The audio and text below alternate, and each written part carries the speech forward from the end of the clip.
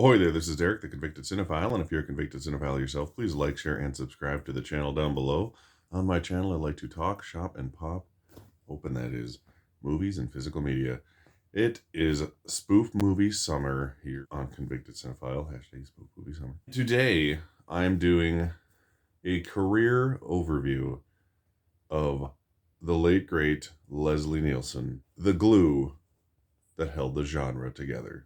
I'm going down to the basement 'cause I got some time that's free. Spoof movie summer. I want some good belly laughs, but I really don't wanna think. Spoof movie summer. We had fun until cancel culture took them away. Leslie Nielsen was an acting legend with 254 credits on IMDb. He started his TV acting career back in 1950 on various ad-produced specials and television programs. Programs including Kraft Theater, the Goodyear Playhouse, and the Extra Strength X-Lax Players. Then in 1956, he starred in 4 feature films, most famously The Forbidden Planet, the sci-fi classic. I can definitely see why my grandma had a thing for him back in the day. You know what I'm talking about. He continued his acting career in a plethora of TV shows, sometimes as recurring characters, but more often than not for 1 or 2 episode appearances. The highlights of his 1970s film career would include The Poseidon Adventure, the classic disaster flick, and his villainous turn in Day of the Animals, which is basically him just walking around shirtless and yelling at everybody that they're a hot shot every 5 minutes. In the year 1980, he appeared in 7 different TV shows and films. The horror community would remember him from the 1980 slasher classic starring Jamie Lee Curtis, Prom Night, but time has told us that his potentially most important role in his entire career came as Dr. Rumek in the Zucker Brothers Abrams production of Airplane. And that was it for Leslie Nielsen for the most part. He would try to do some dramatic roles here and there throughout, but that was basically the path that would guide him to the rest of his career. And those are the films I'd like to go over today. In 1981, he did the film The Creature Wasn't Nice, which is a spoof comedy set in space, obviously. It is also called Naked Space, and the poster, as you can see here, says Spaceship, as an obvious ripoff of Airplane and the poster they had. In 1982, he did a film called The Wrong is Right, starring Sean Connery, which is a news satire film. And again, in 1982, it was more of a horror dramatic role, but he was in the classic Romero Stephen King film Creepshow. All our horror nerds like myself would love him in that. Oddly enough, although that movie is very humor injected, it's not, what I would call a comedy, but Leslie Nielsen's role in it is probably one of the most serious in the film, which is funny looking back on it now. And then in 1982, he did the television series Police Squad, which was the inspiration for the eventual Naked Gun films. For the next 5 years or so, he attempted to get out of being typecast in roles like these and did more dramatic stuff here and there, with the exception of his role in the film Soul Man, which is dying for a remake, I would say. But luckily in 1988, Naked Gun from the Files of Police Squad came along, solidifying the fact that Leslie found his true calling as a dry-witted comic genius. It was basically roles like that would carry him through the rest of his career over the next 20 plus years. In 1990, he did a film called Repossessed, which is an Exorcist spoof starring Linda Blair herself. I'm excited because this one is finally being rumored to come out on Blu-ray for the first time, and I really hope it does. I haven't seen this since I saw it on cable when I was like 6 years old. In 1991, he did the sequel to Naked Gun 2.5, The Smell of Fear.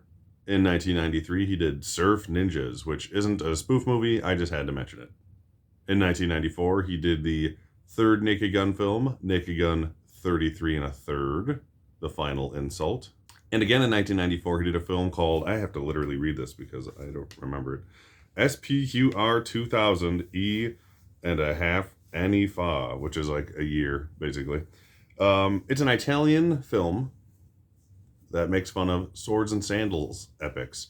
I never knew this existed until I was researching it for this.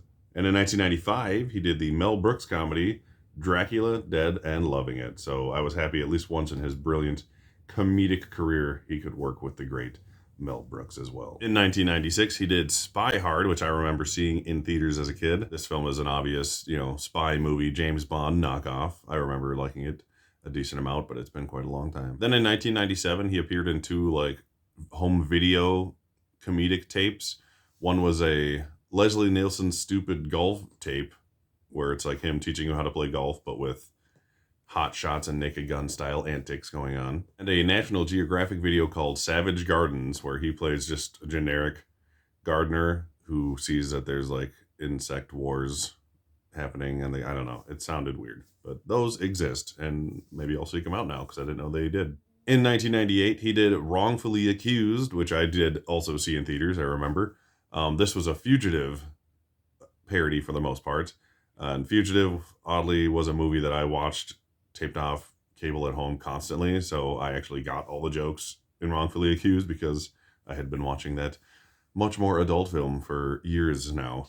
In 2000, he did a god-awful looking film called 2001: A Space Travesty. It was a direct-to-video flop, like I said. According to IMDb, this film had a budget of upwards of $45 million, and worldwide theatrical gross, which is essentially overseas, because I don't think it even came out in America, but I might be wrong, is $271,000. So why they would have ever needed $45 million to make this movie, I have no idea. But it looks like crap, so maybe I'll watch it sometime just to see how bad it is. Luckily, Leslie bounced back in 2003, and he and the Zucker, I don't think it was both of them, I think it's just David Zucker, did Scary Movie 3. They reinvigorated the franchise, which the second one wasn't quite as successful as the first. I still like it. But they injected it with less adult humor and more airplane Naked Gun style humor, which was very welcome at the time because there hadn't been anything like that in a while at that point. And I remember loving Scary Movie 3. I saw it in theaters at least a couple times.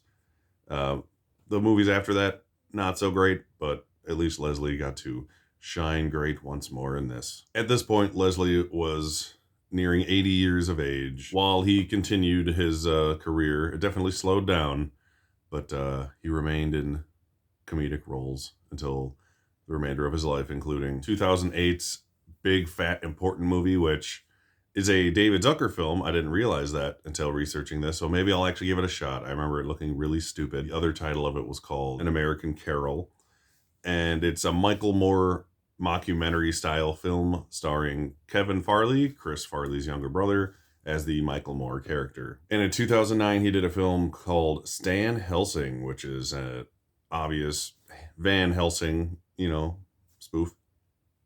Not of the movie, but of the character name. It just has every character from horror franchises hodgepodged into it. It wasn't very good. I remember watching it a long time ago. But the film features Kenan Thompson, and it stars Shameless's Steve Howey as Stan Helsing himself. And once we were binging Shameless a couple years ago, my wife and I was just looking up all the actors in it. And once I saw that he was Stan Helsing, I couldn't call him anything else for the rest of the 10 seasons of watching that show. The best thing about the movie now, researching it, is that Ken Kersinger, who played Jason in Freddy vs. Jason, plays Mason, the obvious Jason spoof in this film, so that's fun. And the last god-awful thing he was in was a spoof movie, not a spoof movie, just some dumb comedy, called Stonerville, and this film was actually released after Leslie's passing. Leslie Nielsen was born on February 11th, 1926, and he passed away November 28th, 2010. Leslie was a multi-Emmy Award nominee, a Walk of Fame inductee, and a national treasure, even though technically he was Canadian. He was a brilliant performer. He was the best at what he did, and he did it the most, and he proved it, movie after movie. And for 30 years, Leslie Nielsen was the glue of the spoof movie genre. Thank you, Leslie, wherever you are.